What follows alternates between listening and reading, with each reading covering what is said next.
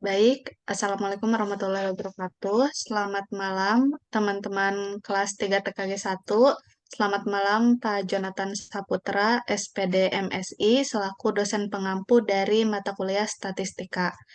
Di sini kami dari kelompok 3, yaitu kelompok yang mendapatkan eh, materi teknik sampling atau teknik pengambilan sampel yaitu disproportionate stratified random sampling.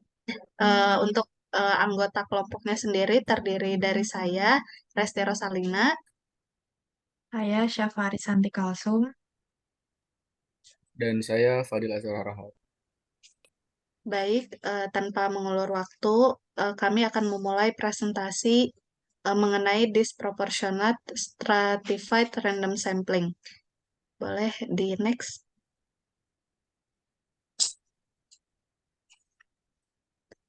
Eh, ada beberapa eh, submateri atau beberapa hal yang akan kita jelaskan, mulai dari definisi, em, kelebihan dan kekurangan, kemudian ada sistem atau metode penggunaan pengambilan sampel. Yang terakhir adalah contoh dari disproportionate stratified random sampling. Dimulai dari definisi, di sini kami mengambil tiga definisi dari para ahli.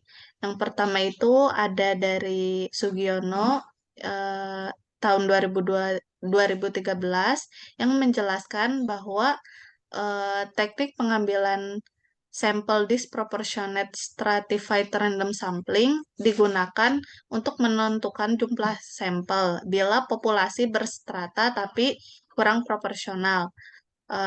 Menurut ahli yang kedua yaitu Richard L.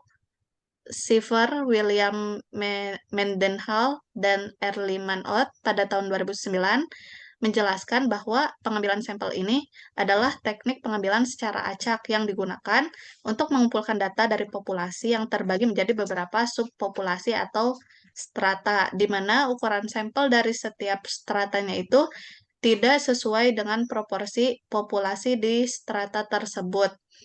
Eh, dan ahli yang ketiga menjelaskan yaitu eh, saran saran Takos S pada tahun 2013 menjelaskan bahwa saat pengambilan sampel ini digunakan penelitian untuk memastikan bahwa setiap subpopulasi atau strata tertentu memiliki representasi yang cukup dalam sampel. Bahkan jika strata tersebut memiliki ukuran populasi yang berbeda. Oke, boleh next.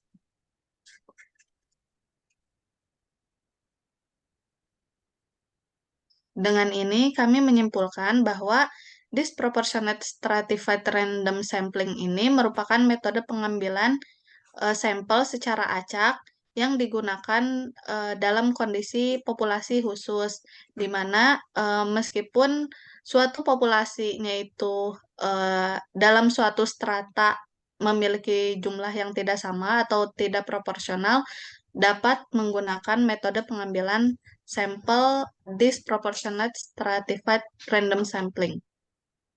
Oke, untuk materi selanjutnya akan dijelaskan oleh Syafa Arisanti Kalsum.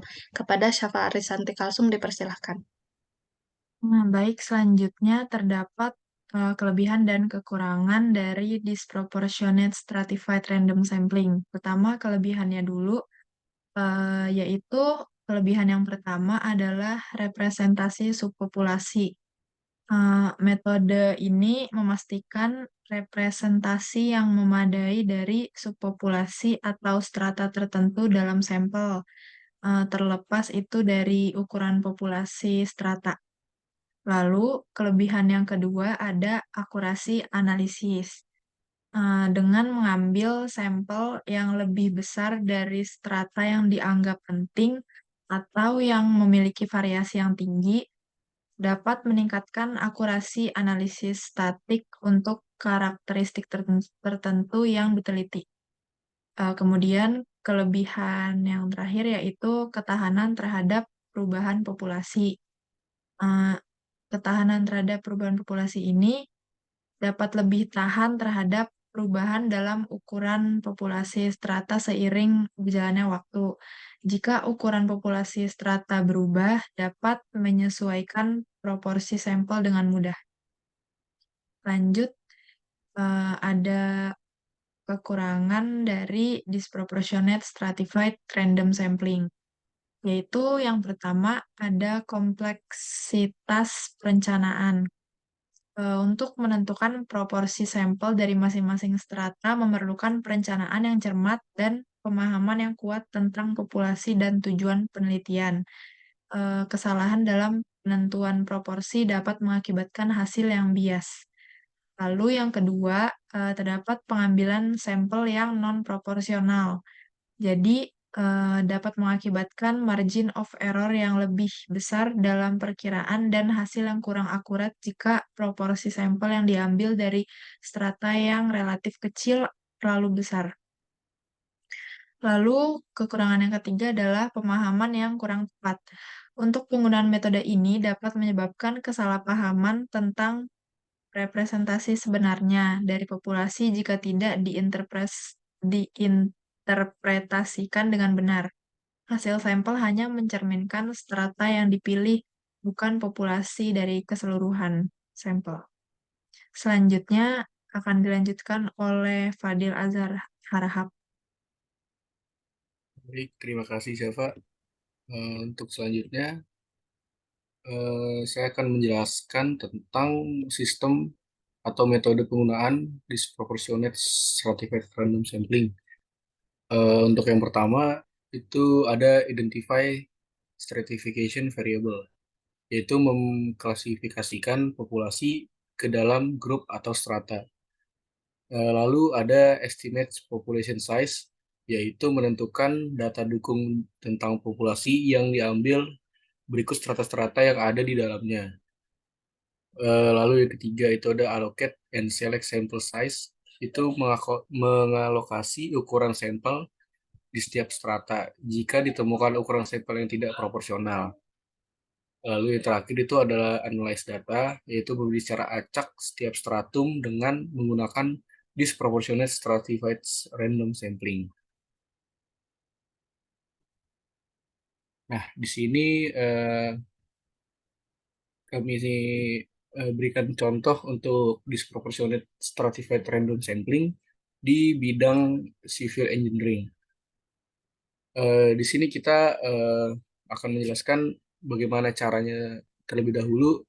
Jadi dalam bidang teknik sipil, disproportionate stratified random sampling dapat diterapkan dalam berbagai konteks. Salah satu contoh penggunaannya yaitu seperti inspeksi jembatan. Di sini kita ambil untuk inspeksi jembatan ya. Untuk contohnya, kami akan melakukan inspeksi terhadap sejumlah jembatan di sebuah wilayah yang memiliki berbagai jenis jembatan, seperti jembatan beton, jembatan baja, dan jembatan kayu. Proporsi sebenarnya dari jenis-jenis jembatan ini dalam wilayah tersebut mungkin tidak seimbang. Nah, untuk pertama, kami itu membagi dengan stratanya, yaitu stratanya yang pertama itu ada beton, lalu ada baja, dan kayu. Lalu kami memutuskan untuk membagi proporsinya dari masing-masing strata.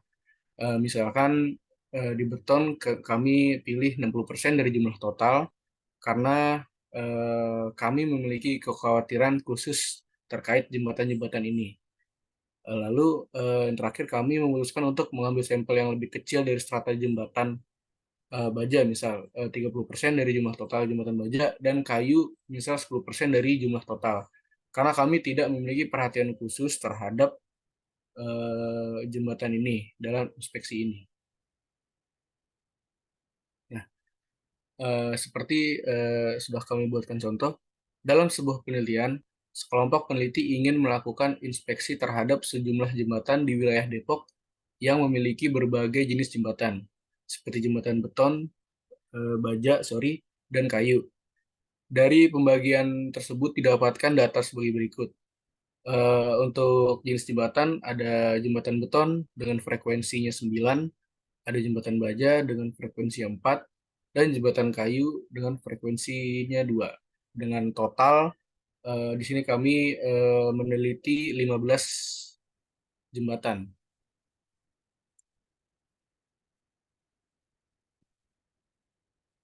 Baik, mungkin cukup sampai di sini penjelasan dari kelompok kami. Di sini referensi yang kami pakai. Baik, saya kembalikan kepada Resti Rosalina. Baik, dengan demikian selesai presentasi dari kami mengenai teknik pengambilan sampel disproportionate stratified random sampling.